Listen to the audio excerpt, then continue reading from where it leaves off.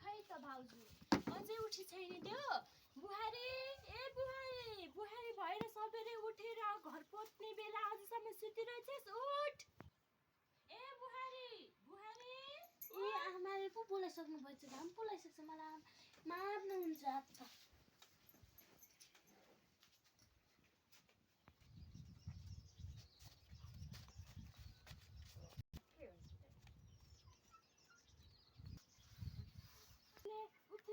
उठ भनेको सुन्दिनिस् तँलाई नकचरी भाउजूलाई गाली नगर्नु न चुप लाग भित्र जा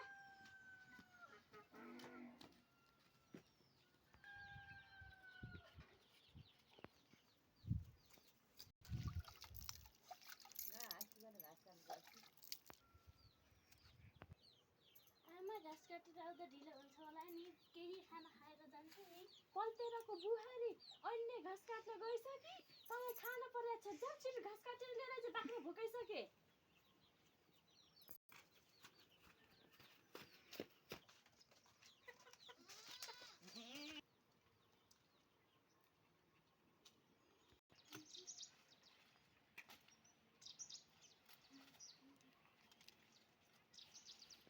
ए मन्जु जा त भाउजू कति बेर गरी घाँस काटेर आउन केटासँग बसेकी थिए कि आमा भाउजूले तपाईँले किन देखिसक्नुहुन्न घाँस काट्दाखेरि त ढिलो भइहाल्छ नि अझ मसँग मुखमा फिलाक्छिस् जा छिटो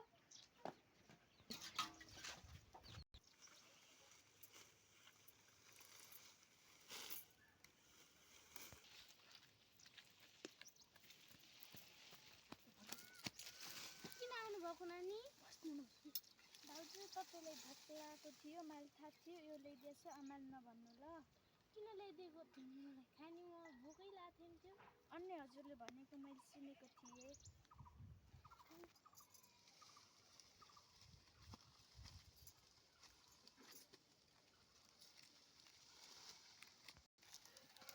भारी खस्यो भन भाउजू भारी त खस्यो त हजुर के खस्यो कि भारी खस्यो ल बोक्नु भाउजू हुन्छ भाउजू हँसेले नि म बोक्छु भय पर्दैन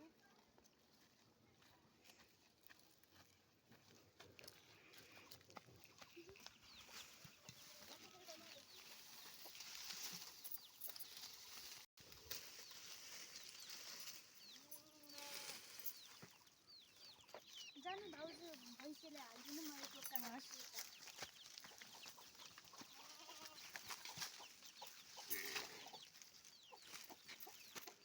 अब बाख्रालाई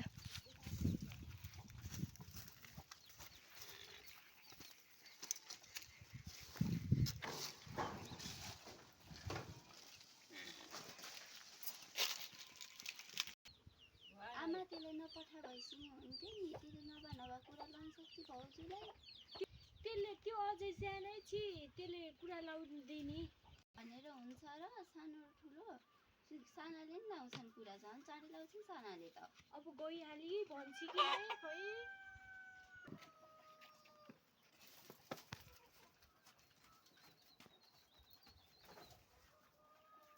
ए अब भित्र भात राखिदिएको छु जा खान त्यसपछि भाँडा माझ आमा साह्रै गाह्रो भएको छ भाँडा त मान्न सक्दिनँ होला त्यति चाहिँ घाँस ल्याएर साह्रै गाह्रो भएको छ भात खान जा भित्र राखिदिएको छु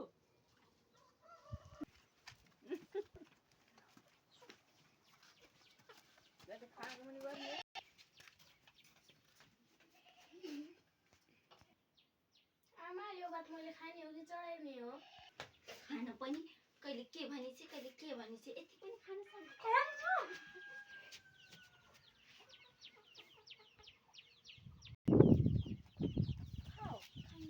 यति भात पनि चढाउने के गर्ने हो आफ्नो पेट नभोकी भएर नि राखिदिएको छु अझ कराउँची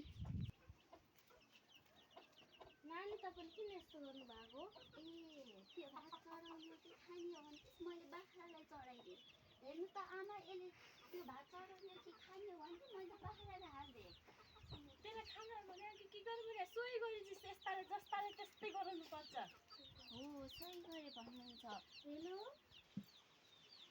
हेलो आमा नमस्ते हेलो नमस्ते सन्दिला सन्चै हुनुहुन्छ ए यता त छोरीको टेन्सनै गर्नु पर्दैन। छोरी त फुल जस्तै भएर हुर्केकी छिन्। ल राख्नुहोस्, यहाँ कामको बिजी छैनौँ हामी। यहाँ छोरी चाहिँ सुतिरहेकी छिन्। ल राख्नु, हामी त काम गर्न लाग्छौँ। दुईटी छोरी भएर काम गर्न लाग्छौँ। बुहारी त फुल जस्तै हुर्के छिन्। यहाँ त टेन्सनै गर्नु पर्दैन। ल राख्नुहोस्। ल तेरो फोन हेर्नु त आमा, यसले आमालाई कुरा लगाइदिन खोज्छ फोन गरेर। अझ आमाले फोन गर्छु भन्छस् यताको कुरा लगाउनलाई? होइन आमा, मैले पुरै लगाउँदैन यताको। हजुरले धेरै माया गरेर राख्नु भएको थियो। अझ लगाउँदैन भन्छस्? यो लुगा धोइरहेको छ छिटो। अझ कराउँछ। अझ कराउँछि।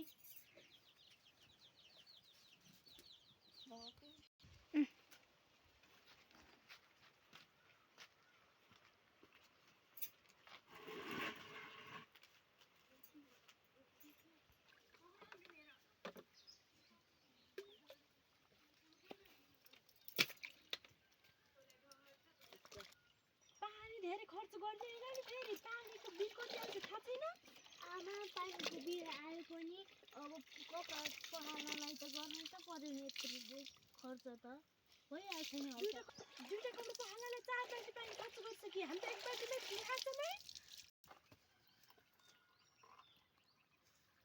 मेरो माइतीमा धेरै जस्तो काम धेरै पानीले राम्रो सफा गर्नुपर्छ भन्नुहुन्छ। त्यही भएर म मेरो माइतीकै अनुसार गर्थेँ। तर अब यतैको अनुसार 1 बाल्टी पानीले गर्छु है आमा। अझ मुखमुखै लाग्छस्? के मुखमुखी लागेर आमा, म भएकै कुरा भनेको हो। ताले अझ मेरो मुखमुखै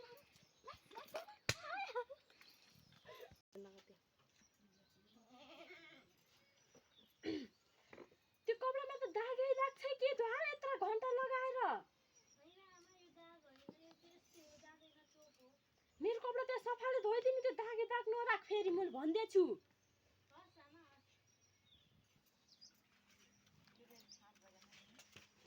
भाउजू के भयो?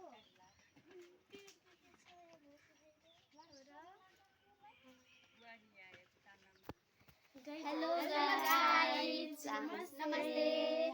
हामी आइसकेका छौँ नयाँ भिडियो लिएर। आजै हाम्रो फर्स्ट भिडियो रहेको छ। हल्का नराम्रो पनि हुनसक्छ, माइन्ड नगर्नुहोला। तपाईलाई राम्रो लाग्छ भने नेक्स्ट भिडियो पनि भनिदिनु होला। अनि यति आजलाई कमेन्ट पनि गरिदिनुला। अनि मेरो नाम चाहिँ प्रीतिका केसी, अनि मैले चाहिँ यहाँ अनु राखेको छु। मेरो नाम चाहिँ सदिक्षा घरती। मैले चाहिँ अंशुरा घरती राखेको छु। मेरो नाम चाहिँ मेलिना हो। नमस्ते सबैजनालाई। मेरो नाम चाहिँ दीप्सिका हो। मैले चाहिँ मन्जु राखेको छु। ल आजको लागि यति। ल see you tomorrow. Bye. By.